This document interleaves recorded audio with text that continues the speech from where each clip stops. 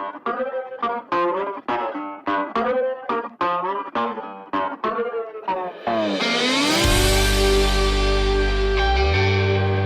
there, fellow dairy enthusiasts. Welcome to the Bullvine podcast. I'm coming to you today with what might be the most profitable conversation you'll have all year. We're talking about turning what everyone else sees as a problem, cow burps and methane emissions, into cold, hard cash. That's right. Today I'm digging into how forward-thinking dairy producers, just like you are, turning climate challenges into serious profit. We're talking an extra $1,200 per cow. That's not a typo.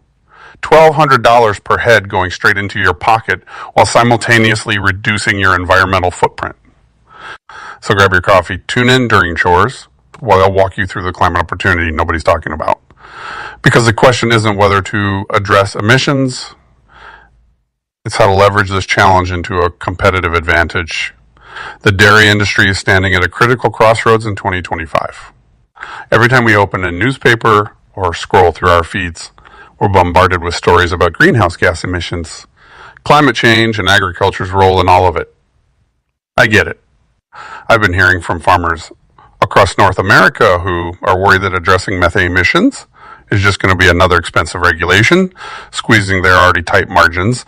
But here's what's really exciting. Canadian dairy farmers have already reduced their carbon footprint by 22 per liter of milk produced since 2011.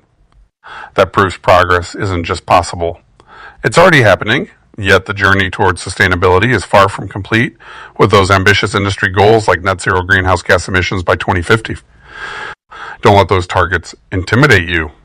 Today I'm showing you exactly how innovative farmers are making this journey profitable rather than painful. Let me share a conversation I had with Martin Brodeur last month. He runs a 120 cow dairy operation in Quebec, and he told me we implemented covered manure storage last year and saw a 65% reduction in methane emissions from that source alone. Now, I know what you're thinking. Martin invested $85,000 in this system, but here's what got my attention. He said the investment is paying for itself through reduced odor complaints, improved nutrient retention in our manure, and a premium from our processor's sustainability program. That right there is what today's episode is all about. Finding strategies that don't just reduce emissions, but actually improve your bottom line. Let's cut through some of the bull when it comes to methane and dairy farming. Yes, dairy farming contributes to greenhouse gas emissions, primarily through methane from cow digestion and manure storage. We can't and shouldn't deny that. But here's the truth that climate activists don't want you to hear. If we cut every dairy herd's emissions by 50, it would equal just a fraction of national greenhouse gas output. Only about 10 of greenhouse gas emissions come from all crop and livestock production combined. According to Dalhousie University research, using NASA and European Space Agency satellite data, a typical 100-cow dairy farm emits about 11,500 kg of methane in winter alone. That's equivalent to about 74 cars driven for a year. But context matters. Methane also comes from natural wetlands, fossil fuel extraction, and landfills. This doesn't mean we should ignore our emissions, but it does mean we should approach this issue with a sense of proportion. For you as a dairy farmer, understanding your specific emission sources is crucial. Enteric methane from cow digestion makes up about 40-60 of farm emissions. Manure methane contributes another 20-35. Nitrous oxide from manure and fertilizer adds 10-20. And carbon dioxide from energy use makes up the final 5-15. Knowing this breakdown helps you target your efforts where they'll have the biggest impact. Now let's get to the good stuff. Turning methane into money. This is the $1,200 per head opportunity that progressive dairy farmers are already cashing in on. Forget carbon credits, though those might be part of the equation too. The real money is in your manure, and then rethinking how your cows digest their feed. University of Gulf data has shown that low emission herds bank an extra $1,200 per head compared to high emission operations. That's serious money that could transform your profitability. Let me walk you through what I call the methane mitigation roadmap, timeline for implementing strategies that cut emissions while boosting your bottom line in the immediate term. Literally. Strategies you could start tomorrow. Consider increasing dietary lipids. This approach can cut emissions by 5-15 at a relatively low cost, and it often boosts milk fat at the same time. Win-win. Looking at the 1-3-year horizon, covered manure storage, like what Martin implemented, can slash emissions by 50-80. Yes, a significant investment at around $85,000, but the odor reduction benefits alone might be worth it if you've got neighbors complaining. Looking further out, in the 5-year range, methane vaccines show enormous promise, with the potential to cut emissions by 30-60. They are still pending CIA approval, but they represent a fascinating future option. The bottom line is to start with feed strategies for quick wins while planning for those larger infrastructure investments with proven payback periods. Let's talk about feed additives, the low-hanging fruit in this whole methane reduction equation. There's this compound with a tongue twister of a name, 3-nitroxypropanol, or 3-NOP for those of us who don't want to sound like we're reading from a chemistry textbook.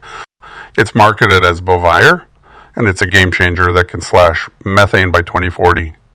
The exciting news is that it's been approved and is available to Canadian producers right now. While it may slightly reduce dry matter intake and milk yield in some herds, the economic analysis is really promising, especially for larger operations. I was chatting with Sarah Jennings just last month. She milks about 200 cows in Ontario when she told me we started using Brodeur in our TMR system in March, and we're seeing about a 25 drop in methane with minimal impact on production. But here's the kicker. She said the processor premium of 8 cents per liter more than covers the added cost. That's what I'm talking about, environmental benefits that actually pay for themselves and then some. Now, you might be surprised to hear this next one, but stick with me. Grazing could be another powerful tool in your methane fighting toolkit. I'm calling this grazing for green. Pasture power. Emerging research shows that enteric methane emissions from cows fed fresh grass on pasture are 20/20 lower than silage-fed indoor herds. That's significant. This underscores grazing as a potentially lower-cost approach to methane reduction. I know what some of you are thinking, but my operation isn't set up for grazing.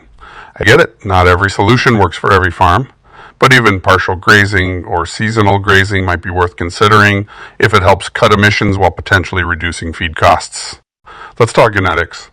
An area seeing some fascinating innovations. A University of Gulf team developed a genetic selection approach to reduce methane emissions in dairy cattle that won their Innovation of the Year award for 2023.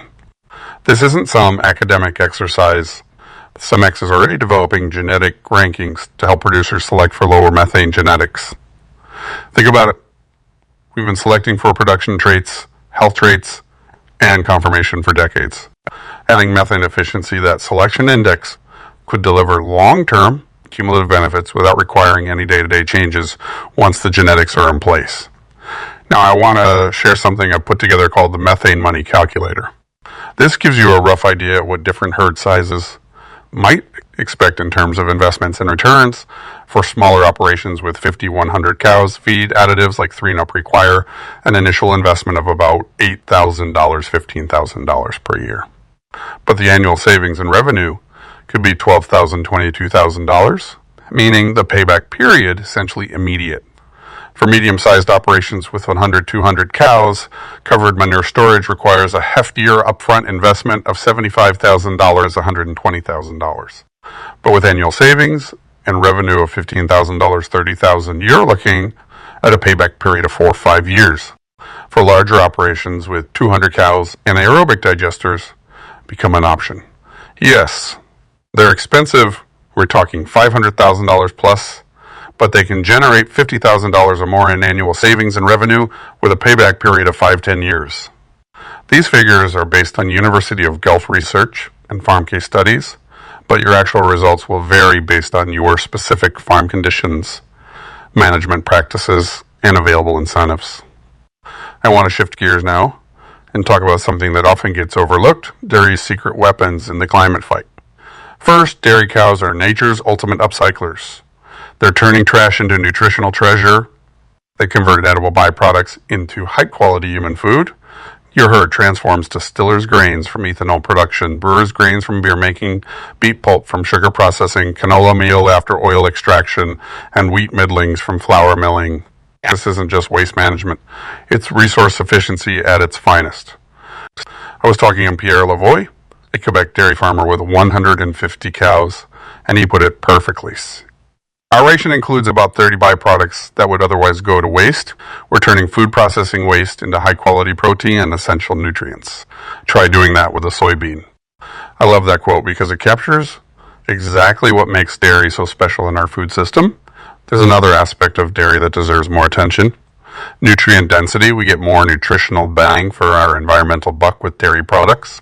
When you evaluate foods based on emissions per unit of nutrient delivered, milk shines as a concentrated source. As calcium, essential for bone health and increasingly short supply globally, vitamin D crucial for calcium absorption and immune function, vitamin B12. Necessary for red blood cell formation and neurological function, high quality protein, riboflavin, phosphorus, and potassium. When we talk about sustainable diets, we can't just look at emissions per calorie. We need to consider the nutritional value delivered for those emissions, and that's where dairy really stands out. All right, I know I've covered a lot of ground already, but I want to give you what I call the dairy farmer's cheat sheet. 5 immediate actions you can take to boost profits and cut emissions starting today. Number 1, test Bovar on 10 of your herd today. This feed additive can reduce methane by 2040 with minimal production impact, starting with a small portion of your herd. Let you see how it works in your specific situation. Number 2, improve forage quality. Better digestibility means less methane per liter of milk and better feed efficiency. This is one of those areas where good farming practices and environmental benefits align perfectly.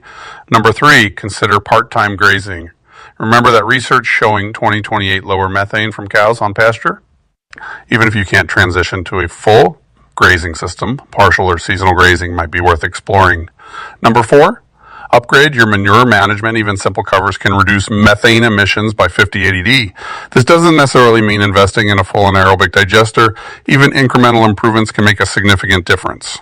Number 5, select for lower emission genetics. New tools from Semix and Lactin-A make it easier to breed for reduced methane production. This is a long-term play, but one that compounds over generations. Here's my message to you. Stop apologizing for methane. Start monetizing it. Your cows aren't the problem. They're the solution. Now turn that manure into money. I truly believe that the most successful dairy producers in the coming decades will be those who view emission reduction not as a regulatory burden, but as a catalyst for innovation and improvement. By focusing on strategies that align environmental and economic goals, you can position your farm for long-term success in an increasingly carbon-conscious marketplace. The industry has already demonstrated remarkable progress with significant reductions in emissions per unit of milk over recent decades. This track record of continuous improvement provides a strong foundation for meeting ambitious targets like net zero emissions by 2050. As the global food system evolves, dairy's unique contributions, from upcycling inedible materials to providing essential nutrients, will remain valuable. By addressing emissions while highlighting these benefits, the industry can strengthen its position as an essential part of sustainable food production. For each of you listening, the path forward involves finding farm-specific solutions that reduce emissions while maintaining economically viable operations. This isn't about choosing between profitability and sustainability. It's about discovering how these goals can reinforce each other.